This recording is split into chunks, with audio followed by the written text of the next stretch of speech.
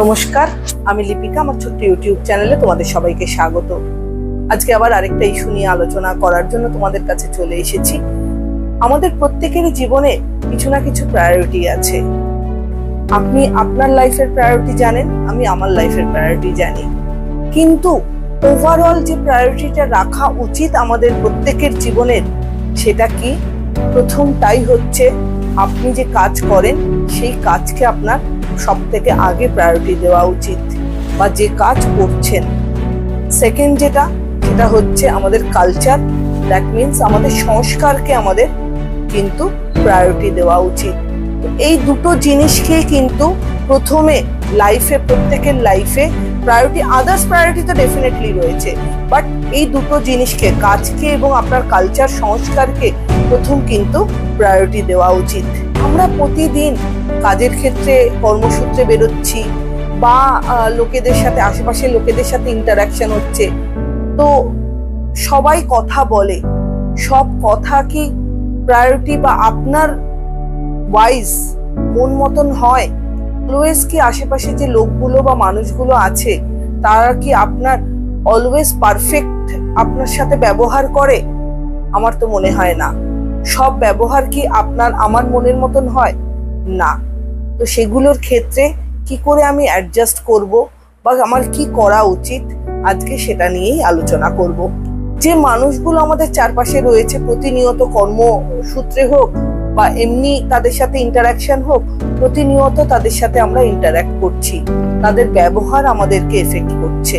কিন্তু কিভাবে এফেক্ট করছে আপনি এটা একবার ভেবে দেখুন তো। সে যে কথাগুলো বলছে বা সে যে ব্যবহারগুলো করছে আপনার সাথে, নেগেটিভ হোক বা পজিটিভ হোক, নেগেটিভ গুলোই আমরা মনে রাখি।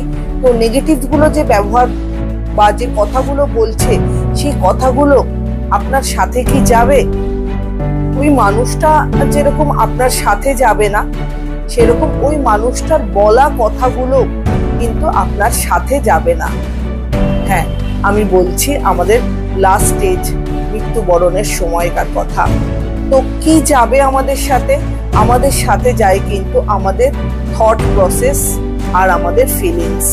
তো আমি ওই লোকটার নেগেটিভ কিছু কথার এগেনস্টে আমি কিরকম ভাবে সেটাকে আমার মাথার ভেতরে নেব, বা আমি কি করে সেটার এগেনস্টে রিয়াক্ট করব, আমার ফিলিংস কি হবে, সেটা কিন্তু ডিসিশন বা ডিসাইড কিন্তু আপনাকে করতে হবে। কেন কি আপনার থট প্রসেস আপনার সাথে যাবে, আপনার ফিলিংস আপনার সাথে যাবে।